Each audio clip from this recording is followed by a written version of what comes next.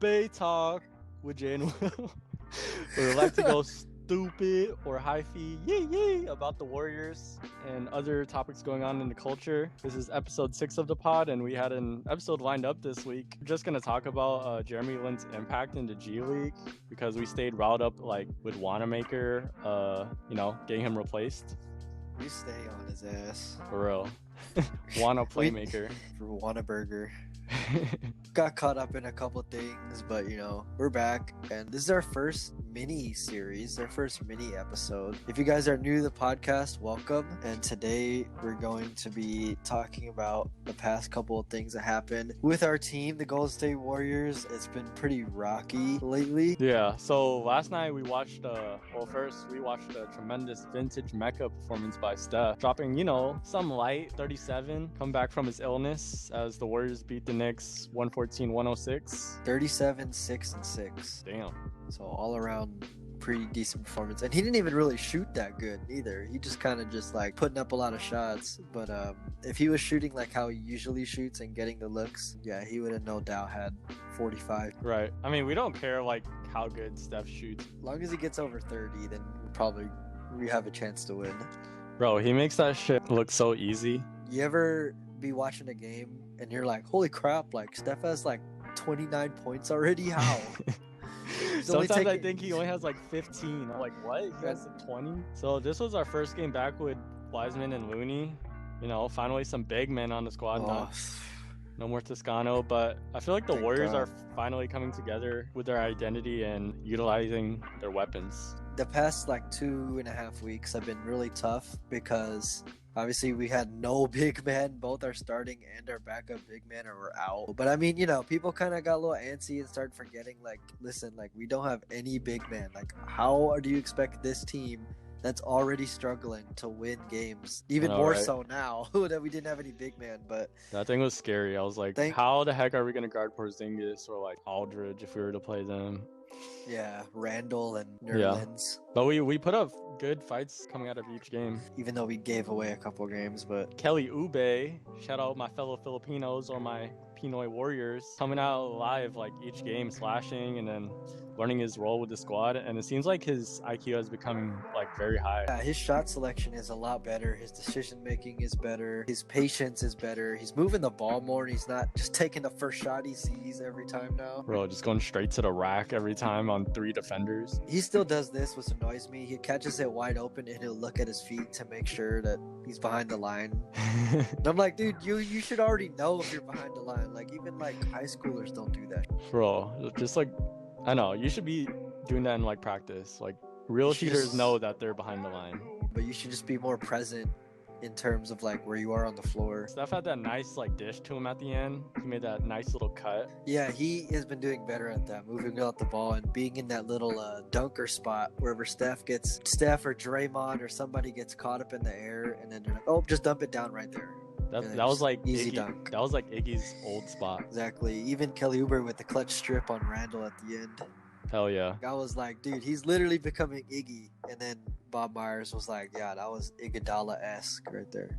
You said Oubre was Iguodala? I said it like 2 weeks ago. I even said it on the pod like last episode. I always thought that Wiggins was Iguodala. I mean, I guess we could have 2 good defenders, but Wiggins' defense is still at like the top of his game. Did you see Draymond's defense in the fourth quarter? I'm kind of blurring my games together right now in my head, but I do remember him being like really key in like getting deflections and stopping alley-oops and stuff at the rim. I know, he like needs to be on the all defensive team. He's like so underrated. He guards all the positions, like every position this year he's guarded.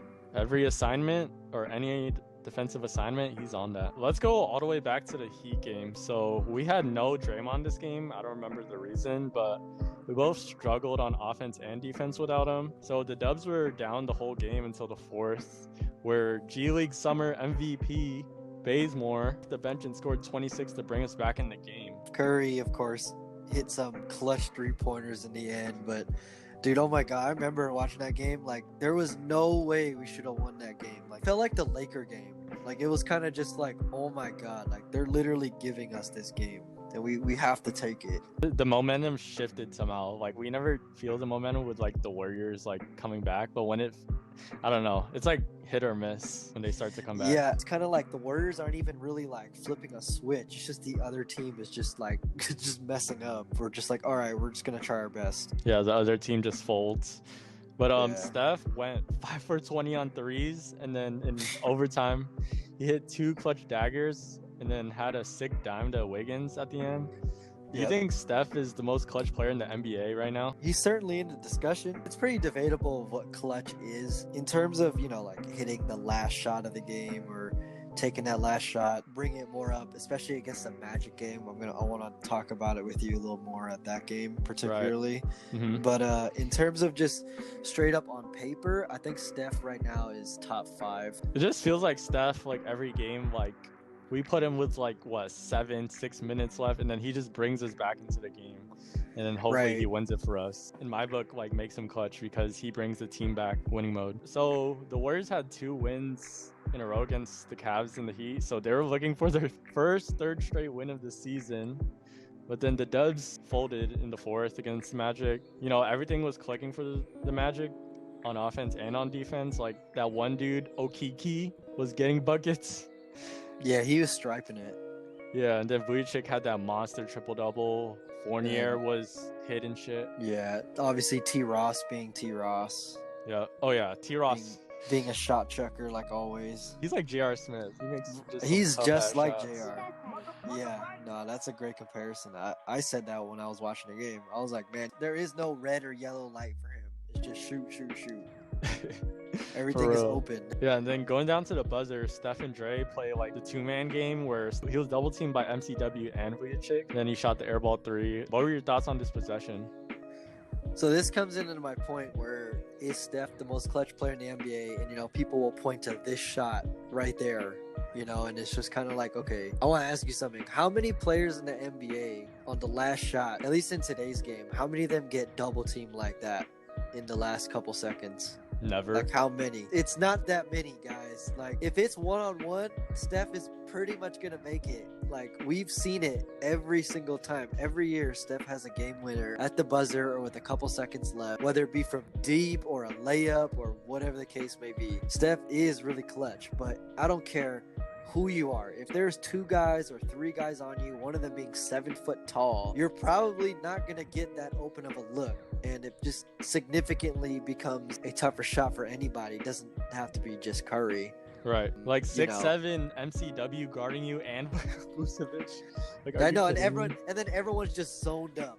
Like everyone's just, they're not even guarding their man. They're just like zoned up, not in the paint, but like, you know, just kind of halfway. Right. They're all looking at Curry. I do think, you know, people are saying like, should we call timeout? Obviously in retrospect we could have, but only because he missed the shot. If he made the shot, no one's gonna complain about it. Exactly. Like that's like Steph's like possession where there's no timeout being called, no defense set, but obviously the Magic were kind of prepped to just double team him. Right. I mean, you kind of have to just let him go and just do what he does because he just makes impossible shots. It goes back to my point, like, is Steph clutch? Like, yes, of course he is, but it doesn't matter who you are. If you're getting double teamed like that and both of the guys are half a foot and a full foot taller than you, then it's obviously going to be a tough ass shot no matter who it is. Like, I've never seen Lillard get double teamed by a center and a 6'7" point guard and he hits the dagger. I've never seen Luka do that. I've never seen even Durant. I've never seen him do that either. For real, like all those like clutch possessions with those players are one-on-one while Steph gets the double team. It's ridiculous. It's because he's so good at shooting. That's why they do it. That's the only way they can stop him because he's so lethal. Like, that is the definition of being like a lethal shooter. Like, we want to say like Steph's not clutch or whatever. Do you know how many times this man gets doubled or even triple teamed? It's like, obviously he's not, his percentage is gonna go down. Like, no one can hit shots over 2 or 3 guys, especially when they're a foot taller than you. Like, I don't care who it is. Right. I mean, if there's anyone that's gonna take that shot, it's gonna be Steph. I don't care if he airballs. Like, as long as he takes the shot, that's fine. I know. With me. So now we're going to talk about the controversial Hornets game. So Steph went back to the locker room due to the illness, which was like a really strange start to the game. We're like, what the heck is going on with him? I know, like, he didn't even really look sick at all. No, it was just weird. We're like, did he get injured or is he sick? Like, well, what happened? It could have just been maybe like a stomach kind of issue because he wasn't sneezing, wasn't coughing, wasn't, complaining about like a fever or like flu-like symptoms, or like obviously he didn't test positive for COVID because he played the next game. So I think it was maybe just something he ate or something along those lines. Yeah, it was definitely like a scary situation. For sure. With Steph, like our best player just comes hurt, and it's weird because he's playing in like his home arena. And his dad's commentating, and he's like, I might just text him right now. Like he's just like, I might call him right now. For real, Sir Del Curry. But without Steph, Warriors were clicking basically in all four quarters. Kelly Oubre coming alive. Wanamaker had his like best game with us. Just go straight to the ending with Draymond. So Oubre hits a clutch 3, put him up 5. Warriors already had the W until Rozier hits a clutch 3, kind of lead to 2. You want to recap on what happened between Draymond, Gordon Hayward, and the refs during that jump ball? The Hornets kept trying to put Miles Bridges or someone else to jump the ball, but then like it was LaMelo that was the one that was supposed to be the jump ball. Right. It's like I'd much rather take my chances with LaMelo than with Miles Bridges. You know, so they were trying to already like finesse the refs on that one. Good thing they didn't. But the ball was tipped. Gordon Hayward had the ball. Draymond and him were fighting for the ball. It could have been another jump ball. Hayward fell down. I think that should have been a travel in my opinion, because I don't care who you are. If you fall down with the ball and no one touches you, or if it's a jump ball situation, like it should be called a travel. Just no call. He's on the ground with the ball. Like you see him call timeout. I don't see him call timeout. I see Draymond just dive on the floor with him. I know exactly, and like the whole Warrior team was just so pissed because it's like out of everything you could have called a foul, another jump ball, or a travel on Hayward, but they gave the Hornets a timeout and gave them a chance to win, which they did. And then Draymond gets a T for overreacting, and then he couldn't calm down, and then he gets a second tee, gets ejected. So not only did they get 2 free throws, but they get the damn ball as well with no time going off the clock at all. So instead of a 2-point lead, it's a tie game, and we lose our best defensive player. That's like the most ridiculous way to lose. But I mean, Draymond is always like in the situation of these like end of the game. You remember like KD and Draymond? I know. Y'all ever notice that when Steph doesn't play, Draymond's more likely to act out? Right. Like no one is there to control him. I mean, obviously, yeah, it's like, you have a lot easier of a time playing basketball because you have Steph than versus when you don't. So you're obviously not as frustrated, but the frustration was already mounting on the whole Warrior team. Like Pascal was like raising his arms, freaking out. Like Oubre was like saying some shit to the ref too, and then Draymond was like screaming at him. So even Steve Kerr, like everyone was just like, what the heck kind of call was that? Like that was really bad. But still, it's no excuse for Draymond to lose his cool and get 2 technicals. I know he should have learned already from the finals getting suspended, but obviously he didn't yet. So, and then Rozier hits the game winner, which was like kind of predictable. No, I literally called it. I'm like, Rozier's gonna get it right at the buzzer, and he did. And I was like, well, okay. I was watching Hornets broadcast. Sorry, but I'm watching on my Xbox, so I'm watching Hornets broadcast. They're like, okay, Rozier's gonna take it, and obviously he's Scary Terry's hella clutch. I was laughing too. Steve Kerr like kicked the ball. Did you see that? Yeah, that little light kick. Yeah, he like kicked the ball, and I was like, bro, that's like us at home. Do you have anything else on the Dubs, for future games? How about for like the Warriors and Lakers? Like any predictions for that? Lakers are not gonna mess around that game. I don't know if they're gonna have AD. I hope they don't. Like, please don't bring back players against the Warriors. Like, it always has to be against the Warriors. It's like first game back off an injury, and then they drop like 40, or like, yeah. But I mean, I personally like beating them when they're at full strength. But I mean, if he's not there, then he's not there. Then it's like, okay, well, whatever. Yeah. But yeah, we're just gonna take it to LeBron's mouth again. He doesn't have any help right now. No more shot blockers on that team. Nope.